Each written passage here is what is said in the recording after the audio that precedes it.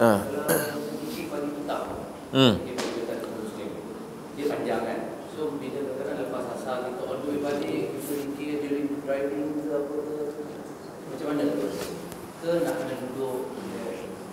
Umum, zikir itu umum. So dalam apa juga keadaan, maka Al-Quran menunjukkan, kan disuruh kita berzikir kepada Allah Ta'ala dalam keadaan duduk, baring, duduk, berdiri dan baring. So menunjukkan, maksudnya apa saja keadaan kita berzikirlah kepada Allah Ta'ala.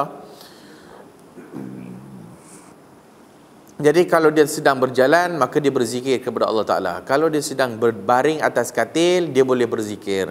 Kalau dia sedang menyapu lantai, maka dia boleh berzikir. Kalau dia berzikir dalam keadaan dia exercise, kemudian dia pun berzikir, boleh tak boleh? Boleh, tak ada masalah. Isu hari ini orang tak faham.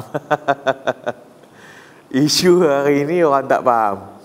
Bila fatwa Perlis kata tak boleh, Perlis melarang berzikir dalam keadaan menari, kan? Maka kita fahamlah, berzikir dalam keadaan menari ataupun menari untuk berzikir, itu maksud dia. Dan dalam kenyataan yang sama dijelaskan, adapun bila berzikir menggerak-gerakkan badan, itu tidaklah menjadi masalah seperti orang yang membaca Quran bila dia gerak-gerakkan badan. Kita tak kata salah pun, bahkan dijelaskan dalam kenyataan hari ini bersama. Yang jadi tak faham itu, di sebahagian kalangan ustaz-ustaz pun yang tak faham-faham ni, dan tak mau faham apabila dia tidak memahami isu. Kita sentiasa tersesat kerana tak faham isu. Jadi bila tak faham isu, kita ulas benda yang tak faham lah. Bila kita ulas benda yang tak faham, maksudnya tak sampai maksud. Isunya ialah orang nak berzikir kena menari, itu isunya. Maka bila dia nak berzikir kena menari, maka di situlah datang kesalahan. Seperti orang nak berzikir kena naik treadmill. Tak betul lah. Nak berzikir dia kena naik treadmill, salah. Tapi kalau dia naik treadmill sambil berzikir, tak ada masalah. Faham ke tak masalah tu? Apa yang dilakukan oleh puak-puak sufi dan tarekat ialah bila berzikir je kena menari. Faham? Bila berzikir saja mesti lompat-lompat. Bila berzikir saja mesti dalam gerakan yang mesti dalam gerakan itu. Itulah yang menjadi perbincangan. Itulah yang jadi perbincangan. Jadi orang tak bersetuju dengan fatwa tu, bagilah alasan. Apa alasan yang kau tak setuju? Apa dalilnya yang boleh buat demikian? Tidakkah contoh ditunjukkan oleh Nabi, bahkan Allah Ta'ala sendiri telah menjelaskan kepada hamba-hambanya dalam Al-Quran, bila kita berzikir kepada Allah Ta'ala dan berdoa, hendaklah tadarru' khufyah. Tadarru' khufyah, tadarru' tunduk, khufyah senyap, rendah diri, rendah suara. Kan disebut dalam Quran, kan disebut dalam Quran, bila kita zikir disuruh kita merendahkan suara. Apabila Nabi SAW duduk dalam kemah dia dalam masjid ketika i'tikaf, Nabi i'tikaf dia pasang kelambu, dia pasang macam something tempat duduk lah, kemah. Bila Nabi dengar orang baca dengan kuat, Nabi menyelak kain kemah dia tu. Nabi kata, semua orang sekarang sedang bermunajat kepada Tuhan. Semua orang sedang bermunajat kepada Tuhan. Maka janganlah menyakiti salah seorang kamu antara yang lain. Janganlah menyakiti antara satu sama lain. Wala yu'ziyanna. Kata Nabi lah, hadis itu jelas. Wala yu'ziyanna ahadukum bi ba'dihim. Janganlah salah seorang kamu menyakiti orang lain di dalam berzikir. Maka Nabi sambung lagi, rendahkan suara kamu fil qiraah, rendahkan suara bila membaca. Hadis itu sangat jelas, sangat jelas. Disuruhnya kita berzikir dan baca Quran tu merendahkan suara. Kalau kita duduk sorang-sorang dalam rumah, nak kuat mana kuatlah. Siapa larang? Nak berzikir dalam rumah, kuat-kuatlah. Berdoa, boleh nak berdoa kuat-kuatlah, apa masalahnya. Tapi bila duduk dalam masjid, ada orang lain sedang solat, ada orang lain sedang baca Quran dan sebagainya, kita disuruh senyap, kita disuruh perlahankan bacaan. Al-Imam Nawawi pun menjelaskan zikir boleh dua, boleh dengan lisan, boleh dengan hati. Yang terbaiknya lisan dan hati. Tapi masing-masing ulama bersetuju jangan meninggikan suara sehingga menimbulkan sakit hati kepada orang lain ataupun menyebabkan orang lain tak selesa. Itu isunya. Jadi bila disebut zikir menari itu tersinonim lah dengan puak-puak sufi dan tarekat. Maka kalau ditunjuk dalam Quran tadi itu disuruh diam. Bila Nabi dalam sunnah pun disuruh diam. Dilihat kepada para sahabat Nabi pun zikirnya diam-diam. Apa buktinya? Nabi masuk kan, lepas mereka solat maghrib, Nabi masuk, Nabi keluar balik, Nabi kata, kamu masih lagi berada di sini, kamu buat apa? Kamu masih lagi duduk kat sini, kamu tunggu, maksudnya dia tunggu kan. Sahabat kata, kami menunggu solat isyak. Nabi tanya, kamu buat apa? Kalaulah masing-masing subhanallah, subhanallah, Nabi pun tak tanya. Takkanlah Nabi tak dengar dia sedang berzikir. Masalahnya Nabi tanya, kamu buat apa? Berzikir, nampak tu? Apa maknanya? Sahabat berzikir pelan-pelan, duduk ramai-ramai, tapi zikir pelan-pelan, masing-masing dengan zikir masing-masing. Maka itu yang disebut oleh Syekh Muhammad Saleh Ibn Utsaimin dalam membahaskan hadis tu. Dan yang lain-lain menunjukkan semua hadis-hadis yang menyatakan zikir jama'i, zikir beramai-ramai, maksudnya masing-masing berzikir masing-masing, tapi dalam bentuk duduk sama-sama lah. Macam kita lepas solat lah kan, Assalamualaikum warahmatullahi, Assalamualaikum warahmatullahi, imam diam. Bukan diam, dia berzikir. Imam berzikir, masing-masing berzikir lah. Masing-masing berzikir lah.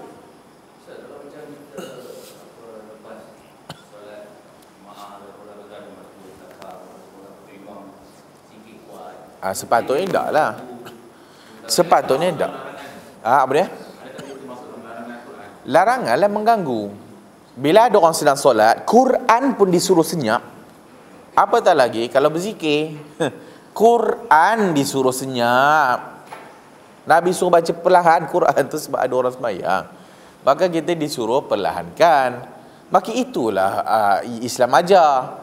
Tiba-tiba mai datang punya lah pulun nak pertahankan bolehnya berzikir menari.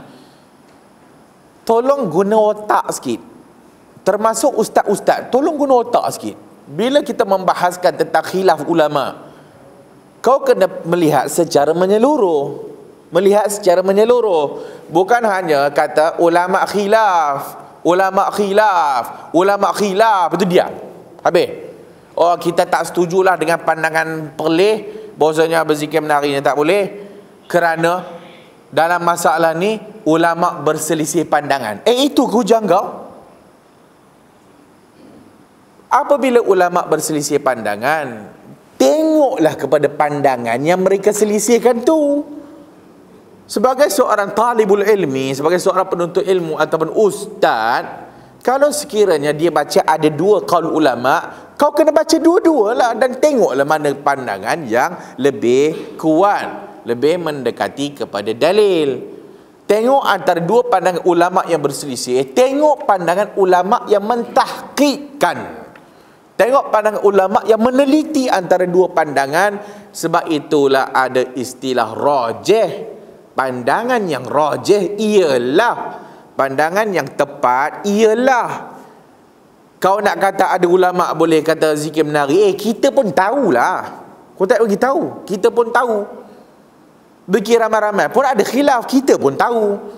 Tapi masalahnya, bila majlis fatwa bersidang ataupun kita nak bincang satu masalah, maka dua pandangan mesti dibawa dan diselesaikan.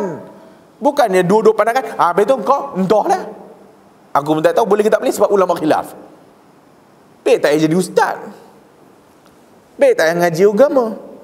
Maka bila kita ngaji agama, kita tengok pandangan ulama dan lihat pandangan ulama juga yang mentarjihkan antara dua pandangan.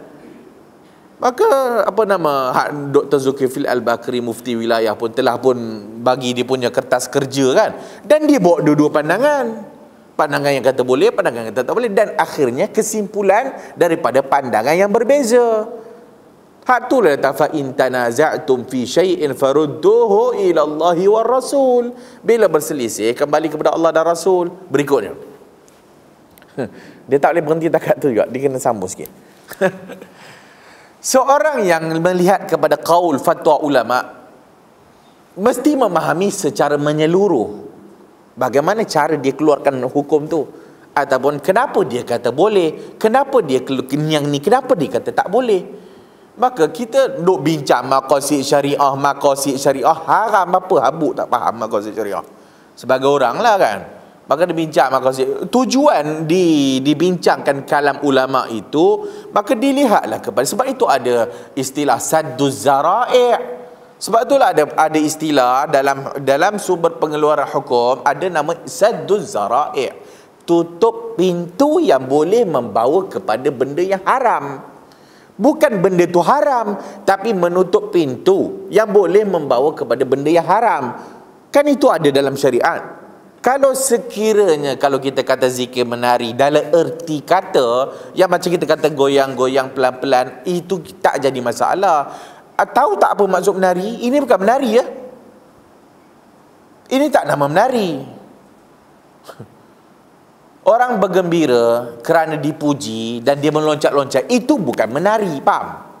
Menari ni apa? Menari, kita faham lah menari. Jadi menari dalam bererti kata nak buat sesuatu pergerakan yang dikatakan menari lah. Kalau dia bergembira dan dia melompat, orang tak katakan itu menari. Maka Ja'far yang dikatakan hadisnya itu bukan dia menari, dia bergembira kerana Nabi puji dia. Bahkan dalam riwayat yang lebih mahfuz, riwayat yang lebih terpilih, perkataan tu tak ada, perkataan dia loncat-loncat tu tak ada. Kemudian ambil macam-macam lah perkataan dia ambil. Masa isunya engkau menggunakan dalil tapi pendalilan salah. Pendalilan itu tak tepat. Hak ni kadang-kadang ustaz pun blur, tak pening. Ustaz pun pening. Sebab tak faham sesuatu hukum tu dibincangkan bagaimana. Berikutnya, pok-pok sufi tarekat. Tengok macam mana cara dia menari. Kadang-kadang memang tak masuk akal. Ada pula mamat mai datang buat dalam Facebook, oh zikir menari haram, poco-poco. Oh zikir menari haram. Tu yang disco-disco. Apa ni? Bodoh kan? Kalau kita kata, oh kenapa kau tak keluarkan fatwa haram arak ya? Boleh masuk akal tak? Oh, majlis fatwa kena bersidang untuk menyatakan haramnya arak. Itu bodoh namanya. Arak tu dah memang haram, tak payah bersidang. Kenapa tak tegur yang maksiat? Maksiat tu semua orang tahu. Yang berkinja-kinja, melompat-lompat, menari-nari, campur lelaki perempuan, tak payah bincang majlis fatwa. Semua ustaz kata tak boleh, faham? Apa itu nak dikaitkan zikir menari, betul pocok-pocok. Kalau pocok-pocok duduk dalam rumah seorang-seorang, haram ke tak? Takkan kita nak kata haram. Takkan nak kata haram. Sebab asalnya menari tu boleh. Siapa kata tak boleh menari? I pun nak menari tau. Tapi kalau kita menari dalam rumah dengan isteri tak ada. Kita menari dalam rumah suami isteri, boleh merapatkan hubungan suami isteri. Siapa kata haram? Tak ada siapa kata haram. Tapi laki bini jom berzikir, haram lah. So tolong bezakan antara ibadat dengan yang tidak ibadat. Maka perbincangannya, zikir itu di balik sini, menari itu di balik sini, kan? Zikir itu belah kanan, menari itu belah kiri. Maka zikir maksudnya lain, menari maksudnya lain, berzikir untuk menari maksudnya lain. Faham? Bas lain maksudnya, sekolah lain maksud, bas sekolah lain maknanya. So bila kita bahas zikir menari, kau kena bahas dua term, dua istilah. Satu bahas zikir dulu, yang kedua kita bahas bab menari. Maka bab zikir ni ibadat, bab menari ni benda mubah, benda harus. Oh, siapa kata bila kita kata zikir menari tak boleh haram, dia kata siapa kata menari haram? Siapa kata menari haram? Orang kata berzikir sambil menari, itu yang tak haram. Sebab engkau beribadat dengan menari. Faham? Beribadat dengan menari. Poco-poco tak ibadat. Mereka pun tahu tak ibadat. Mai datang dua video, katalah dua video lah. Satu zikir mapik-apik sufi tu. Satu lagi poco-poco. Kalau ditanya orang awam, poco-poco, orang faham lah poco-poco, so what?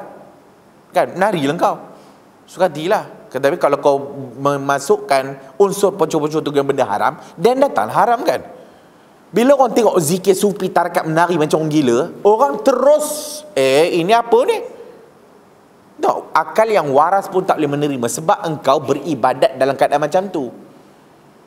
Oh, ada satu mamat pula, ni pening semua, otak semua dah jadi pening. Apa dia kata? Susah sangat. Zikir menari tak boleh. Tak payah zikir lah, senang. Itu pun bodoh juga. Tak payah zikir lah. Senang, tak ada bergaduh. Tak payah zikir, tak ada bergaduh. Ada orang semayang ikut yang cara betul, ada orang semayang cara salah. Tidur berbalah, tak payah semayang, senang. Eloklah neraka semua masing-masing.